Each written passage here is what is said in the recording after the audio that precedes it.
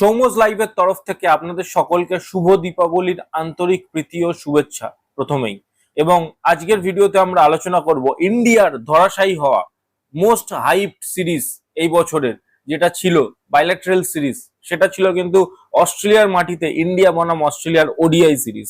টি-20 সিরিজও আছে, কিন্তু টি-20 থেকে ওডিআই সিরিজটা ছিল হাইপ, কারণ রোহিত শর্মা, বিরাট কোহলি টেস্ট এবং টি-20 থেকে অবসর নেওয়ার পর রোহিত শর্মাকে ওডিআই ক্যাপ্টেন্সি থেকে সরানোর পর প্রথমবার কিন্তু ইন্ডিয়া অস্ট্রেলিয়ার মাটিতে সিরিজ খেলতে গেছে, এবং সেই সিরিজ দেখার জন্য কিন্তু সকলেই আগ্রহে বসেছিল। কিন্তু সেই সিরিজের শুরুটা এরকম হবে সেটা কিন্তু কেউ এক্সপেক্ট করেনি।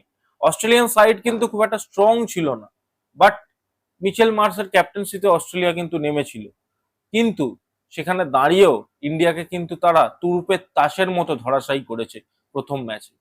বলাই বাহুল্য এটা একটা বৃষ্টিবিঘ্নিত ম্যাচ ছিল, এবং ডিএলএস মেথডের ওপরও কিন্তু কড়া কড়া প্রশ্ন উঠছে, এবং উঠতে সেটা বাধ্য। কিন্তু প্রথমেই যদি এই ম্যাচটা সম্বন্ধে কিছু বলা যায়, ইন্ডিয়া কিন্তু প্রথমে ব্যাটিং পায় এবং ব্যাটিং করে, এবং ব্যাটিং করার সাথে ইন্ডিয়ার যে শুরুটা হয় একদমই খারাপ হয়। কিন্তু কারণ রোহিত শর্মা প্রথমেই আউট হয়ে যায় জশ হেজেলউডের বলে, স্লিপে ক্যাচ আউট হয়ে যায়।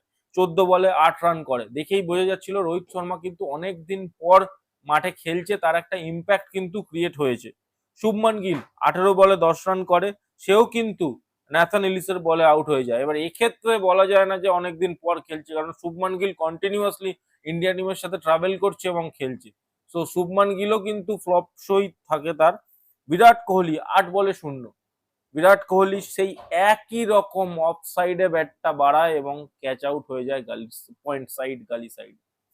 সো বিরাট কোহলির ব্যাপারটা খুবই ডিসঅ্যাপয়েন্টেড। মিচেল স্টার্ক তাকে কিন্তু এক প্রকার সেই মানে তার চিরাচরিত একটা জায়গা যেখানে ফোর্থ স্টাম্প ফিফথ স্টাম্পে ব্যাটটা বাড়িয়ে আউট হয়, সেই জায়গাতেই কিন্তু বিরাট কোহলি এখানেও আউট হয়, এবং আমাদের সকলকে খুবই খুবই ডিসঅ্যাপয়েন্ট করে ফার্স্ট ম্যাচে। শ্রেয়াস আইয়ারের শর্ট বলের প্রতি যে একটা উইকনেস, সেটা কিন্তু আবার ফুটে ওঠে, এবং জস হেজেলউড এই উইকনেসটাকে ফোটাতে বেশ ভালোই পারে, তো ফুটিয়ে তুলেছে আবার সেটা। অক্ষর প্যাটেল খুব ভালো একটা ইনিংস খেলে, মাত্র 38 বলে 31 রান করে, এবং সেই সময় অক্ষর প্যাটেল যখন ব্যাটিং করছে বলাই বাহুল্য বারবার কিন্তু বৃষ্টি আসছে, বৃষ্টি কমছে, এরকম একটা সিনারিও কিন্তু তৈরি হয়ে গেছে। কে এল রাহুলও খুব ভালো একটা ইনিংস খেলে, 31 বলে 38 রান করে, বাট এই কে এল রাহুলের ইনিংসটা কিন্তু খুব ভালো ইনিংস। দেখে মনে হচ্ছে 31 বলে 38 রান, বাট কে এল রাহুলের যে ইনিংসটা, সেটা যে জায়গায় প্লেস ছিল সেটা কিন্তু খুব কষ্টকর জায়গা, কারণ হঠাৎ করে কে এল রাহুল জানতে পারে ম্যাচটা 26 ওভারে হবে। ম্যাচটা হঠাৎ অ্যাটাক করতে শুরু করে। পিচটা ওভার মানে একটা ওভারকাস্ট কন্ডিশনের যা পিচ হয় প্রথম প্রথম, এবং হঠাৎ করে ওভার কমে যাওয়া, সো একটা সেটেলমেন্টের ব্যাপার থাকে, সেটেলড হওয়া সবার পক্ষে সম্ভব হয় না। সো কে এল রাহুল 31 বলে 38 রান করে। ওয়াশিংটন সুন্দরকে খেলানো হয়, 10 বলে 10 রান করে, এবং লাস্টে এসে নীতিশ কুমার রেড্ডি 11 বলে 19 রান করে। আমি জানি না নীতিশ কুমার রেড্ডিকে 8 নম্বরে কেন ব্যাটিং করানো হচ্ছে, সে একটা প্রপার ব্যাটসম্যান হিসাবে আইপিএল এ খেলে, মাঝে মধ্যে যে বল করে। সো নীতিশ কুমার রেড্ডিকে আমার মনে হয় উপরের দিকে খেলানো উচিত। অ্যাটলিস্ট ওয়াশিংটন সুন্দরের আগে তো নীতিশ কুমার রেড্ডিকে ডেফিনেটলি খেলানো উচিত। হর্ষিত রানা 2 বলে 1 রান করে, এবং অর্শদীপ সিং রান আউট হয়ে যায়, মোহাম্মদ সিরাজ নট আউট রয়ে যায় এক সাইডে। এবং টোটাল যদি দেখা যায় ইন্ডিয়া কিন্তু 136 রান করে 9 উইকেটের বিনিময়, এবং 26 ওভার শেষ। 26 ওভারে এই খেলাটা থাকে। অস্ট্রেলিয়াকে আবার রিভাইজড করে একটা টার্গেট দেওয়া হয়। অস্ট্রেলিয়ার রিভাইজ টার্গেট থাকে 131 রান, যেটা অস্ট্রেলিয়া খুব ইজিলি চেস করে দেয়। মিচেল মার্স ক্যাপ্টেন্সি ইনিংস খেলে একটা 52 বলে 46 রান করে, এবং সে কিন্তু ট্র্যাভিস হেডের সাথে ওপেনিং নতুন একটা পার্টনারশিপ ক্রিয়েট করার চেষ্টা করছে। ট্র্যাভিস হেড যদিও ফ্লপ, হর্ষদীপ সিং তাকে আউট করে দেয়। মার্কাস স্টক শর্ট কিন্তু 17 বলে 8 রান করে, এবং জশুয়া ফিলিপি 29 বলে 37 রানের একটা দুর্দান্ত ইনিংস খেলে। ও ম্যাট রেনশো অনেকদিন পর অস্ট্রেলিয়ান টিমে কামব্যাক করছে, সে 24 বলে 21 রান করে, এবং ইন্ডিয়াকে 7 উইকেটে ধরাশায়ী করে, এবং মাত্র 21 ওভারেই তারা এই রানটা চেস করে নেয়। তাদের রিভাইজ টার্গেটটা কিন্তু মাত্র 131 রানের থাকে। এবার কিছু কিছু প্রশ্ন এবং তার অ্যান্সার করতেই হবে। প্রথম প্রশ্ন, এবং যেটা মোস্ট অফ দ্য ফ্যান্সরা করেছে, সেটা হলো আদৌ কি ডিএলএস মেথডের যে নিয়মটা ছিল সেটা কি ঠিক ছিল? আমি কিছু কিছু প্রশ্ন এখানে রাখবো, কারণ ইন্ডিয়া ফার্স্ট ব্যাটিং করছিল, এটা বুঝতে হবে। ফার্স্ট ব্যাটিং করার মানে কিছুটা ব্যাটিং হয়ে যাওয়ার পর, কারণ ফার্স্ট থেকে তো মানুষের মাইন্ডসেট থাকে যে আমরা 50 ওভারের ম্যাচ খেলতে নেমেছি, ওডিআই ম্যাচ, তো 10 ওভার ব্যাটিং হয়ে গেছে সেই অনুযায়ী। তারপরে উইকেটও পড়েছে, তো মেন্টালিটি সেই 50 ওভারের নিয়েই খেলছিল ইন্ডিয়ান ব্যাটসম্যানরা।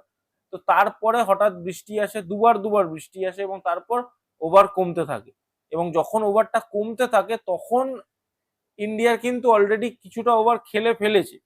তো সেই জায়গায় যখন ওভার কমে যায় হঠাৎ করে, তাহলে ইন্ডিয়া টিমকে হঠাৎ করে অ্যাটাক করতে শুরু করতে হয়। তো এই ক্ষেত্রে ইন্ডিয়ান টিম যদি অ্যাটাক করতে শুরু করে, হঠাৎ করে তাদের গিয়ার চেঞ্জ করতে হবে ব্যাটিং এ। তো সেই জায়গায় আমার মনে হয় যে 136 রান ইন্ডিয়া করেছে, অস্ট্রেলিয়ার রানটা বেশি থাকার কথা ছিল চেজে, কিন্তু অস্ট্রেলিয়ার রানটা কিভাবে কমে যায় আমি এটা বুঝতে পারিনি। কারণ আইদার 26 ওভারে যখন সেট হয়েছে, ইন্ডিয়া তো জানতো না প্রথম থেকে 26 ওভারে খেলা হবে, তাদের ব্যাটিং হাফ ওভার হয়ে গেছিল, তারপর তারা জানতে পারে 26 ওভারে খেলা হবে। বাট যখন অস্ট্রেলিয়া চেস করতে আসে, তাদের কাছে সেট ক্লিয়ার যে টার্গেট এইটাই থাকবে, আমাদের এই ওভারে চেস করতে হবে। বাট ঘটনাটা হলো অস্ট্রেলিয়া কিন্তু এই টার্গেটটা কম পায়, আরো 5 রান কম পায়। তো এই নিয়মটা আমার কিছুটা মাথায় ঢুকলো না, কেন এই নিয়মটা হলো, মানে ডিএলএস এর অ্যাকচুয়াল কি নিয়ম সেটার ওপর হয়তো বেস করে করেছে। বাট এটা কিন্তু কোথাও গিয়ে এটা ইন্ডিয়ার দিক থেকে যদি দেখা যায় আনফেয়ারই হয়েছে, কারণ বৃষ্টিটা যতটা বিঘ্নিত করেছে তার থেকে এই নিয়মের চক্করে কিন্তু আরো বেশি বিঘ্নিত হয়েছে ইন্ডিয়ার খেলাটা। দ্বিতীয় কথা যদি বলি, ইন্ডিয়ার ব্যাটিং অর্ডার, টপ অর্ডারের 4 জনেরই খুব খারাপ পারফরমেন্স ছিল। রোহিত শর্মা, বিরাট কোহলি অনেকদিন পর খেলছে, তাদের থেকে হয়তো খুব একটা বেশি আমরা আশা করি, কিন্তু তাদের আমি আশা করব তারা কামব্যাক ঠিক সময় করে ফেলবে, লেজেন্ডদেরকে কোনো সন্দেহ করতে নেই। শুভমান গিল বা শ্রেয়াস আইয়ারের থেকে একটু বেটার এক্সপেক্টেড ছিল, কারণ তারা কিন্তু কন্টিনিউয়াস টিমের সাথে ট্রাভেল করছে, বা শ্রেয়াস আইয়ার কিন্তু কন্টিনিউ ডোমেস্টিক ক্রিকেট খেলছে। অক্ষর প্যাটেল নিজের জায়গায় খুব ভালো পারফরমেন্স করছে, তাকে যদি কন্টিনিউয়াস 5 নম্বর দেওয়া হয়, কোথাও গিয়ে আমার মনে হয় যুবরাজের কিন্তু প্রপার রিপ্লেসমেন্ট একটা এত বছর পর আমরা পেতে পারি, যদি অক্ষর প্যাটেলকে কন্টিনিউয়াস 5 নম্বরে খেলানো যায়। তার থেকেও বড় কথা, রাহুল খুব ভালো ইনিংস খেলে, বাট তার ইনিংসটা আমি বললাম হঠাৎ করে যদি ওভার কমে যায় যেরকম ইনিংস হয়, রাহুলের সেই ইনিংস ছিল। নীতিশ কুমার রেড্ডিকে এত নিচে নামানোর কি কারণ, আর নীতিশ কুমার রেড্ডি যদি খেলে তাহলে কি তার এই 8 নম্বর পজিশন থাকবে, সেটা কিন্তু প্রশ্নচিহ্নের মধ্যে। এবং বুঝতে হবে ইন্ডিয়ার যে বোলিং, আর্শদীপ সিং এবং হর্ষিত রানাকে দিয়ে বোলিং, মানে মোহাম্মদ সিরাজ, এরা দুজন যদি বোলিং ওপেন করে, তারপর হর্ষিত রানা, আমি জানি না সেদিন রান কম ছিল, হয়তো কোনো ইম্প্যাক্ট ক্রিয়েট করতে পারেনি ইন্ডিয়ান বোলাররা, বাট তাদের কিন্তু খুব ভালো লেভেলের পারফরমেন্স দিতে হবে, টক্কর দিতে হবে, কারণ অস্ট্রেলিয়ায় যারা বোলিং করছে তারা কিন্তু জশ হেজেলউড আর মিচেল স্টার্ক বোলিং ওপেন করছে। তো তাদেরকে টক্কর দেওয়ার জন্য কিন্তু ইন্ডিয়া টিমের বোলিং লাইন আপটাকেও স্ট্রং করতে হবে। ইন্ডিয়া যে ওভারসিজে এত সাকসেসফুল হয়েছিল বিরাট কোহলির এরাতে, তার কিন্তু মুখ্য কারণ ছিল ইন্ডিয়ার বোলিং। সেই জায়গাটা কিন্তু ইন্ডিয়াকে স্ট্রং করতে হবে। আর্শদীপ সিং এর থেকে অনেক বেশি এক্সপেকটেশন আছে, তার কারণ সে কিন্তু যথেষ্ট ভালো টি20-তে পারফরমেন্স করে, তার থেকে ওডিআই ফরম্যাটেও কিন্তু অনেক বেশি এক্সপেকটেশন আছে। হর্ষিত রানা যেভাবে ব্যাকিং পাচ্ছে গৌতম গম্ভীরের থেকে, তার থেকেও কিন্তু এক্সপেকটেশন থাকবে, সে একদিন একদিন পারফরমেন্স করবে, এটা কিন্তু আমাদের এক্সপেকটেশন রাখতেই হবে। মোহাম্মদ সিরাজকে তার টেস্টের ফর্ম ফিরিয়ে আনতে হবে, তবেই কিন্তু সে ইম্প্যাক্ট ক্রিয়েট করতে পারবে। আমি জানি না এখানে ইন্ডিয়ান ক্রিকেট টিম যেটা করছে কোনো মানে ওয়াশিংটন সুন্দর আর শুধুমাত্র ওয়াশিংটন সুন্দর আর অক্ষর প্যাটেলের ওপরই তারা কিন্তু খেলছে, যে স্পিনিং, এটা এখানে কি কোথাও গিয়ে অন্য কোনো স্পিনারকে চান্স দেওয়া যেতে পারে, সেটাও কিন্তু একটা ভাবনা চিন্তার মধ্যে থাকবে। ওভারঅল প্যাথেটিক পারফরমেন্স এবং প্যাথেটিক রেজাল্ট ফার্স্ট ওডিআইতে।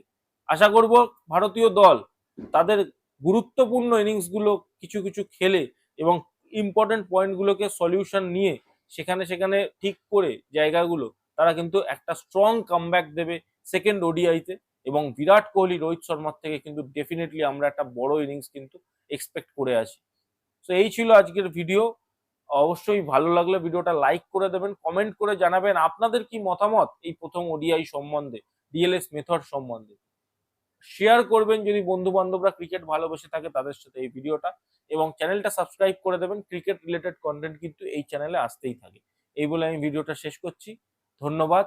শুভ দীপাবলি।